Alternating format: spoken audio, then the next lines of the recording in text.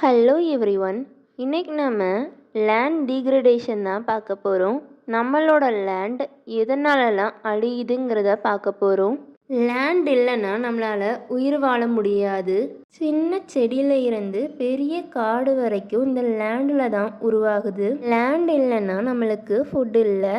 Land அழிஞ்சு போனாலோ இல்லை அதோட வளத்தை இழந்தாலோ இல்லை இப்போ இந்த நிலத்தில் இவ்வளோ செடி வளரும் இப்போ கம்மியாக வளர்ந்துருக்கு, அந்த மாதிரி அதோட ப்ரொடக்டிவிட்டி கம்மியானாலும் அதை நம்ம லேண்ட் டீக்ரடேஷன்னு சொல்லுவோம். இது நம்ம பண்ணுற ஒரு சில செயல்களாலேயோ இல்லை இயற்கை சூழலாலேயோ நடக்கலாம். லேண்ட் டீக்ரடேஷன் பல வகையில் நடக்கலாம். Consequences of land degradation, land அழியறனால வர விளைவுகள். First, loss of biodiversity. Land அழிஞ்சு போச்சுன்னா அங்கே வாழ்ந்த பிளான்ட் அண்ட் அனிமல்ஸ் அழிஞ்சு போயிடும். Next, decreased productivity. லேண்டில் தான் எல்லா செடியும் வளரும். லேண்ட் அழிஞ்சு போச்சுன்னா நம்மளோட உணவு உற்பத்தி குறைஞ்சிரும். விவசாயத்தை நம்பி இருந்தவங்களோட பொருளாதாரமும் குறைஞ்சிரும். Increased green house gas emissions. First, green house கேஸஸ்ங்கிறது பூமியோட வெப்பத்தை தனக்குள்ளே எடுத்துக்கிடும். இதுக்கான example carbon dioxide, methane அதெல்லாம் வரும். லேண்ட் அழியும் போது லேண்டுக்குள்ளே சேமிச்சு இருந்த கார்பன் வெளியே வர ஆரம்பிக்கும். அதனால் க்ரீன் ஹவுஸ் கேஸஸ், பசுமை இல்ல வாயுக்கள் சுற்றுச்சூழலில் அதிகமாகும். அதனால் பூமி வெப்பமடையும். Next, negative impact on human health. நிலம் வளம் இழந்து போச்சுன்னா அங்கே பொல்யூஷன் அதிகமாகும். அதனால் நம்மளுக்கு க்ளீன் வாட்டரும் ஃபுட்டும் கிடைக்கிறது கஷ்டமாயிரும். கூடவே ஹியூமன்ஸுக்கு நிறைய டிசீஸ் வர்றதுக்கு வாய்ப்பு இருக்குது.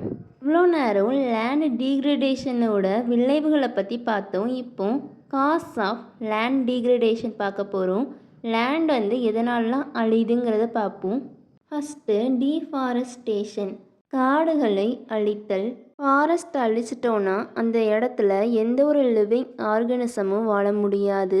மண்ணோட வளம் குறைஞ்சிரும்.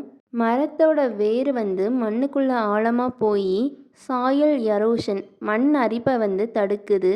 அதோட ரூட்டு தான் மழையாலேயோ இல்லை வெள்ளத்தாலேயோ மணலெல்லாம் அடிச்சிட்டு போகாமல் தடுக்குது. காடுகள் இல்லைன்னா மணல் இல்லை. நெக்ஸ்ட்டு, டெசர்டிஃபிகேஷன், பாலைவனமாதல். நல்லா வளமிக்க நிலமாக இருந்த நிலம் சடனாக பாலைவனம் மாதிரி வறண்ட நிலமாக மாறுறது தான் டெசர்டிஃபிகேஷன். இது மனித செயலாலேயோ இல்லை கிளைமேட் சேஞ்ச் அந்த மாதிரி இயற்கை நிகழ்வுகளாலேயும் நடக்கலாம். இந்த நிலத்தில் உள்ள ஈரப்பதமும் காற்றுல உள்ள ஈரப்பதமும் அப்படியே குறைஞ்சிரும். ஸோ இந்த லேண்டில் நம்மளால் அக்ரிகல்ச்சர் பண்ண முடியாது. Next, water logging. தண்ணி தேங்கி நிற்கிறனால கூட நம்மளோட லேண்டு கெட்டு போகும். தண்ணி தேங்கி நிற்கிற இடத்துல சரியான வகையில் வடிகால் வசதி இல்லைன்னா வாட்டர் அதே இடத்துல ஸ்டோர் ஆகி இருக்கும். கடலுக்கு பக்கத்தில் இருக்கிற கிரவுண்ட் வாட்டர், நிலத்தடி நீர் உப்புத்தன்மையோடு இருக்கும். நம்ம நிலத்தில் தேங்கியிருக்கிற வாட்டர் கடலுக்கு பக்கத்தில் தேங்கி இருந்துச்சுன்னா நிலத்தடி நீரில் உள்ள உப்புத்தன்மையும் நம்மளோட சர்ஃபேஸ் வாட்டரும் மிக்ஸ் ஆயிரும். ஸோ நிலத்தடியில் உள்ள உப்புத்தன்மை மேலே உள்ள வாட்டருக்கு வந்துடும். அதனால் நம்மளோட நிலத்தோட வளம் குறைஞ்சிரும். Next, over grazing. நம்ம புல் வளர்கிறதுக்கு டைம் கொடுக்காம ஆடு மாடுகளை அதிகமாக மேய விடும்போது புல் கம்மியாயிரும். கொஞ்ச நாளில் அது அழிஞ்சு போயிடும். கிராஸஸும் சாயில் எரோஷனை தடுக்கும், மண் அரிப்பை தடுக்கும். கிராஸஸ் ஃபோட்டோசிந்தசிஸ் அப்போ கார்பன் டை ஆக்சைடை எடுக்கிறனால கிளைமேட் சேஞ்சையும் குறைக்கிறதுக்கு ஹெல்ப் பண்ணுது. ஸோ ஓவர் கிரேசிங்கும் லேண்ட் டீக்ரடேஷனுக்கு ஒரு காரணமாக அமையுது. Next, climate change.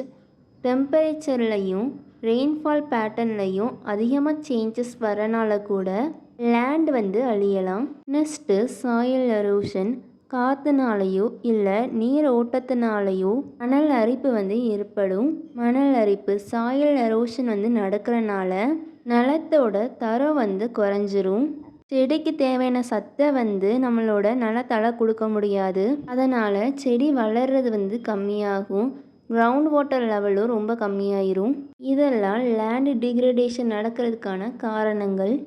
Next land டிகிரடேஷனை எப்படி நடக்காமல் பார்த்துக்கிறது, ப்ரிவென்ஷன் தான் பார்க்க போகிறோம். First afforestation and reforestation.